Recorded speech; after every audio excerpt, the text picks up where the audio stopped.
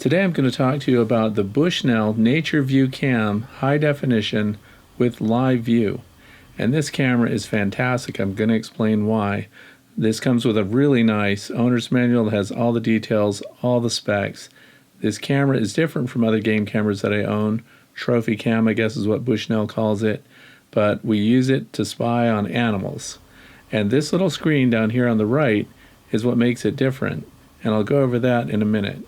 This comes with a nice heavy-duty strap with a steel buckle, so you can put it around a tree or a fence post or something else. It comes with these two lenses that let you get up close and have a nice, sharp, focused video. 460 millimeters is 46 centimeters, which is 18 inches, and the 600 millimeter is 60 centimeters. That gets us 23 inches close to our subject. USB cord is included, and another cord that connects the view cam screen to your camera. And these are the two lenses. These things are nicely machined. They're metal, they're threaded, and the lens quality looks really good to me, and I can't wait to show it to you. When you're using a camera like this, it records in 1080p, and it's only 24 frames per second, but you definitely want a fast card like this Extreme Pro by SanDisk.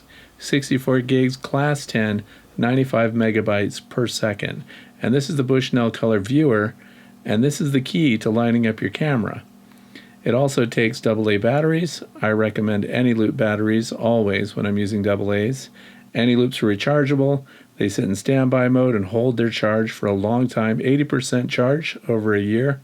And rechargeable is just environmentally responsible. Here's the bottom of the camera. You see that it's got a microphone pickup. It's got the 1/4-20 thread in the middle. Over here is the DC connection if you have the AC adapter. And over here is where you're going to connect your screen so you can actually view what the camera sees.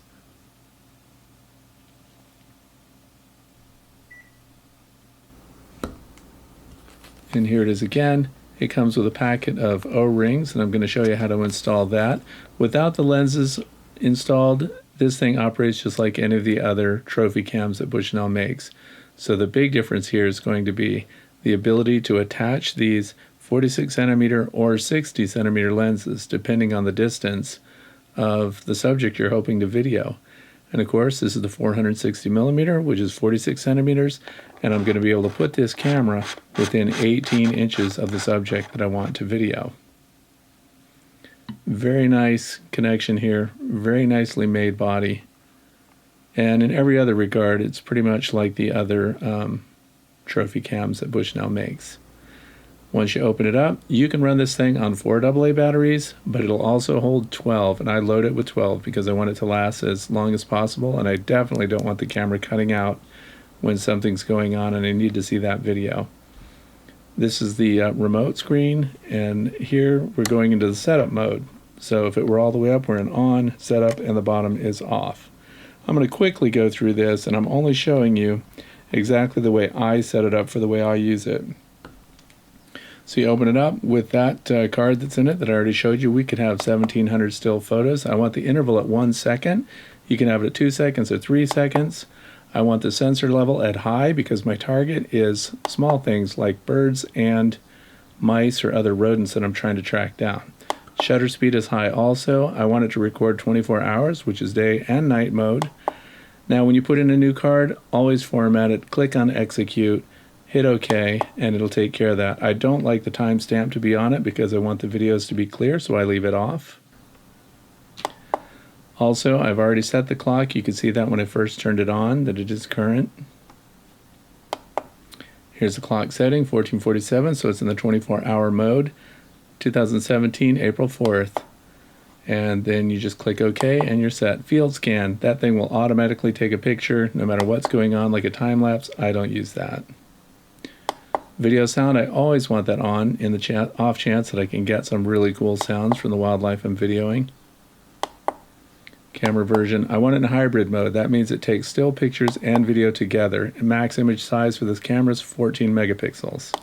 I want it in the widescreen format because that's what my videos are going to be in. Now you can set it up to take 1, 2, or 3 photos. I set it for 1 on this one. LED control is low because I don't want to blow out the subject that I'm trying to see when it's really close to the camera. It has another setting that's medium for a more distant object, and then of course high when you have something that you're shooting in a field.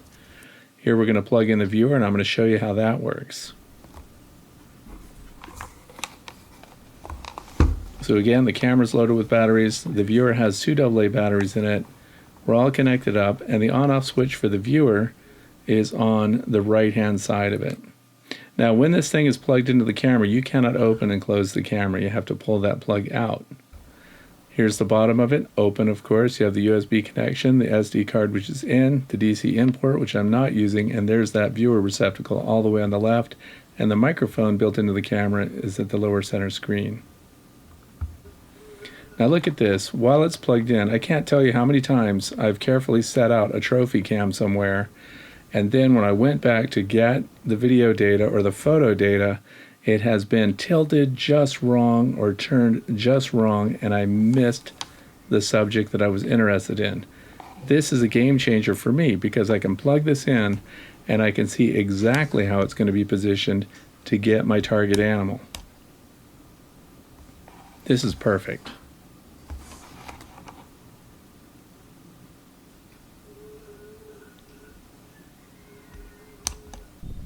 Now the first thing I did was took it outside and set it up near a bird feeder that's hanging in a tree in my backyard.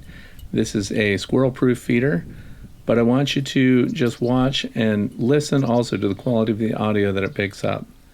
The speed of these birds seems kind of jerky, and that's due to the low frame rate of this camera. It's only 24 frames per second, so things appear to be a little in fast forward.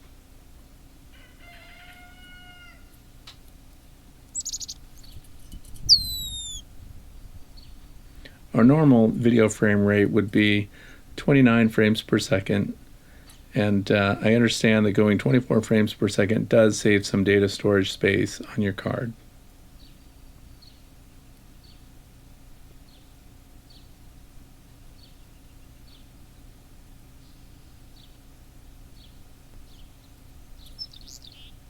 This is of course a red-winged blackbird.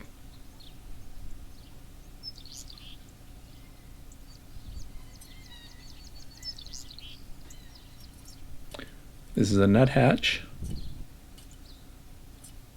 Now, did you see that blowout that started? This is in night mode, and this is a deer mouse that's been robbing these snap traps of peanut butter. And of course, none of the traps snapped on the mouse. It just comes and cleans it all off. If you've ever had the frustration of setting out mouse traps, finding the mouse trap taken off somewhere, or just empty of the bait, and then no mouse, a game camera like this, especially with this nature view that has the 2 close-up lenses that you put on it, is giving us this crisp view. And did you see the blowout that started again? At the beginning of each night video sequence, for subjects that are very close to the camera, and in this case they're 18 inches away, you get a blowout from the screen, and then it adapts and the exposure corrects itself. Still images of this mouse were absolutely useless this close at night. Even with the lowest LED settings, it just blew out the image and you couldn't see the mouse. Now, if you've ever wondered what happens to those traps when you go to check it and it's completely gone, this little rascal is an example of us catching it in the act of removing a trap. This is a pregnant female deer mouse.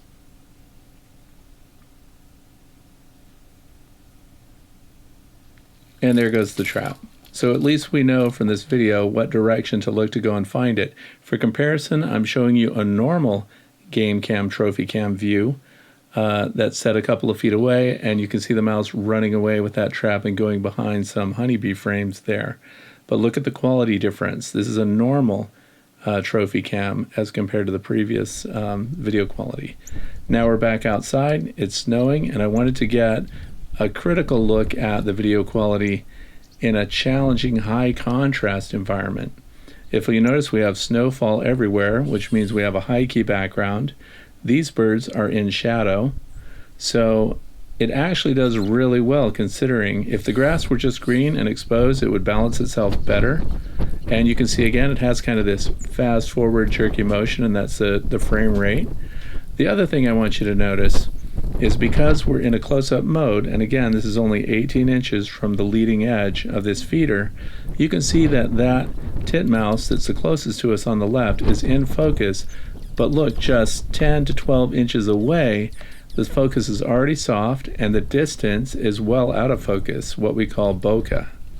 So you need to position this carefully. If you've got a subject that's going to be coming to or walking away from the camera, you need to know that that focal length, that depth of field for that lens is going to be shallow.